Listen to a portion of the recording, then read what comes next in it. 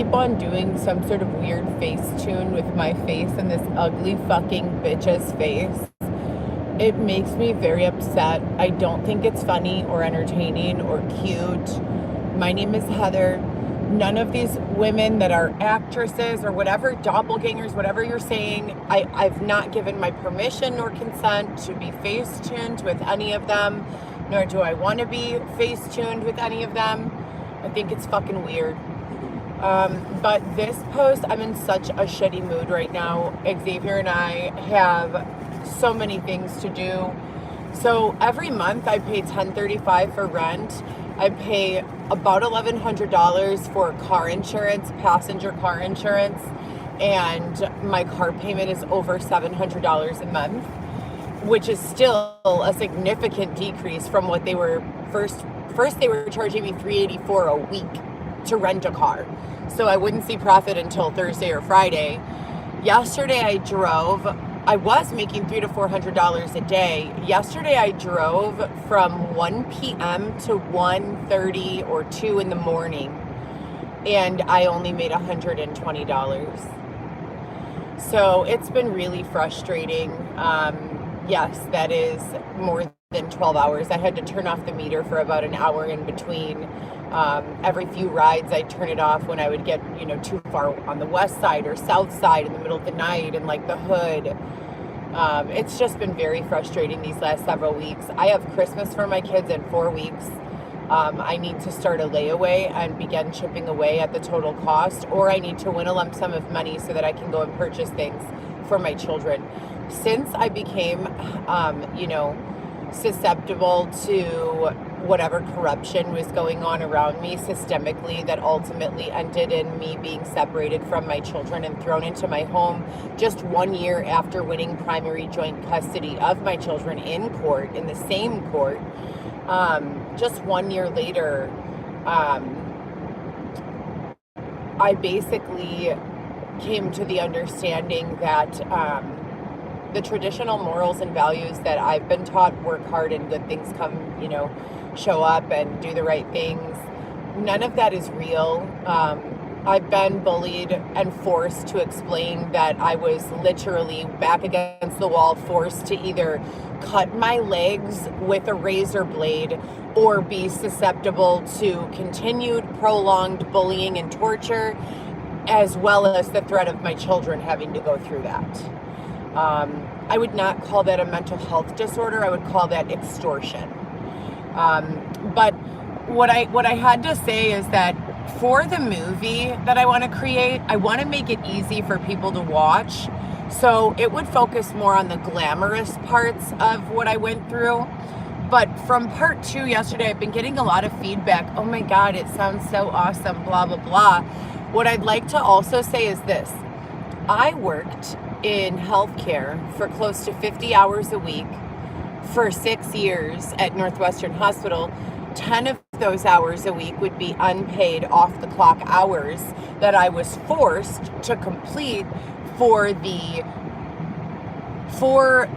entire patient flow and for the purpose of expeditious and quality patient care.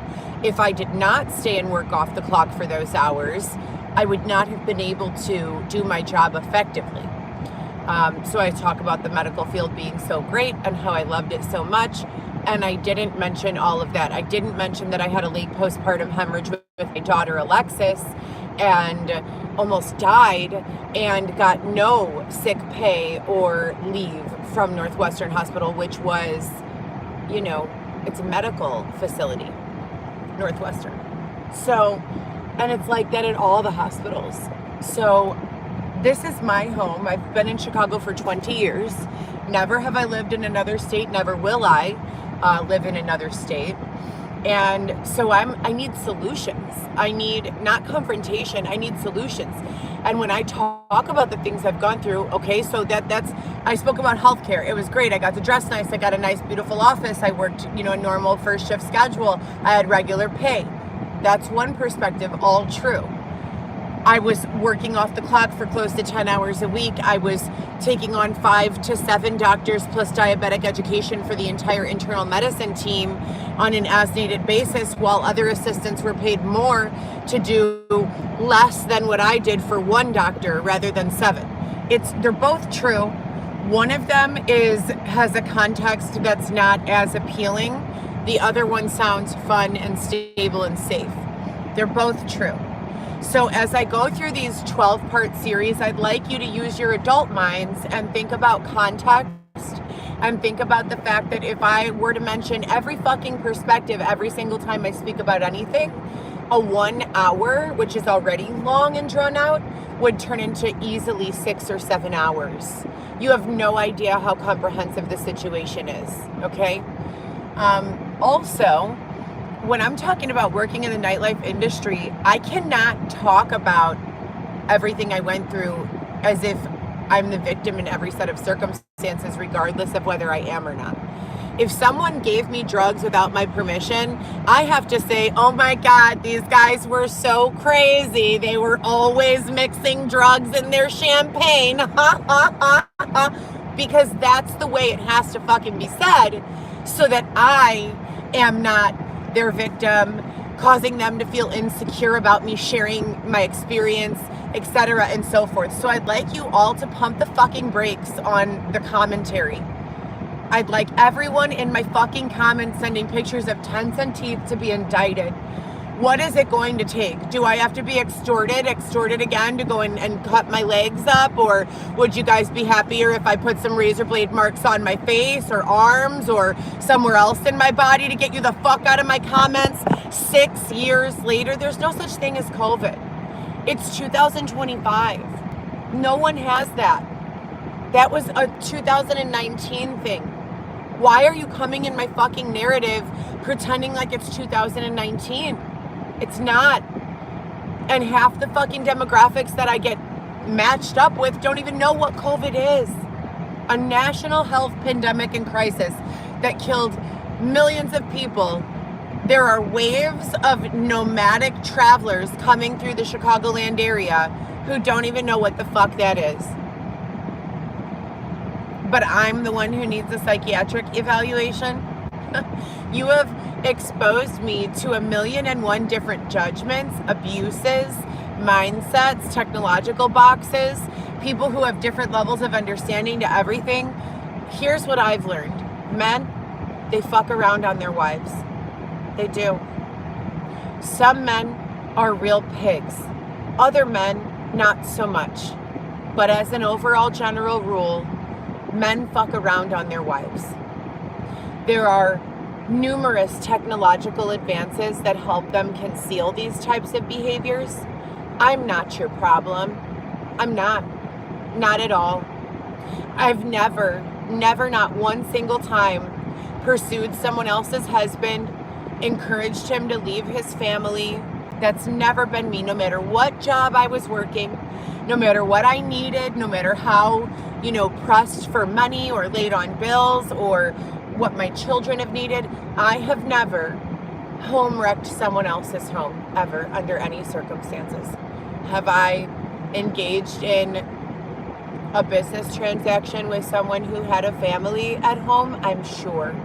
Is it one of my fucking pre-qualifying questions, or was it ever? It's not. It has not been. Okay? So I don't understand the hatred that I've been getting over the last while since I started explaining some of these things. This is not any part of the 12. I already did 1 and 2 of 12. We're moving on to part 3 today, but not right now. I just needed to come on here and explain the importance of context, because I'm not your problem. I'm really not, and I've never been. You are getting distracted. That's what's going on. I have a job to do, and that's take care of my 4 children and my grandchild and my husband, who's having a mental health issue since we began to regain our stability. Xavier's brother is the district attorney for the state of Illinois. Did you guys know that? So me being assaulted sexually, it would be a pretty reliable and safe bet to know that my significant other, who came and found me and sought me out and said, I'm taking you to a safe house, has a brother who's a DA, right? So it wouldn't be crazy that I'd be waiting for better fucking solutions than what's been presented so far, would it? Shout out to the district attorney. I hope you guys are okay out there, wherever the fuck you guys are. I can only imagine the type of pressure that you're under on any given daily basis, because the way they're treating me, I'd rather hurdle myself from the top of that building or that building or that building or pretty much any other fucking building than go through one more day of this shit. So, happy 2 days after Thanksgiving. I have to find a way to fucking move mountains so that I can provide the least that will allow me to continue living like a decent human being for my children, because I deserve to be able to provide them the most. They're fucking amazing and have been through hell with me, but as a result of whatever the fuck is going on around me that I can't adequately see or feel or interpret, I'm just barely able to fucking make it right now. So it's a funny time that they'd choose, you know. I'm making $300 to $400 a day almost every other day, $250, you know, for a few months. But now, 4 weeks before Christmas, they're gonna choose to put me to like $80 to $120 a day, driving all fucking day long, and then decrease my visits with Weston. We saw Weston 4 days a week from the time he was about 6 months old all the way until, I would say, June, July of this year. Then in August of this year, LaFawn quit the case, saying that she was having some sort of personal issues or something like that, but that's not what case management said to me and Xavier. Case management came into the office with Xavier and I, said that she quit because of us, because specifically me, because I text to confirm visits too much, and that these drivers don't even like me. Mind you, the drivers have told me openly their sexual habits and numerous other inappropriate things, but I'm the problem for confirming my visits too much. For the record, again, if I've not said it enough, I'll say it again. I have never consented to be a part of whatever fucking weird shit is going on here. I want to be with my kids, and my storytelling is all in context. I am trying to deliver something entertaining for the documentary people to create.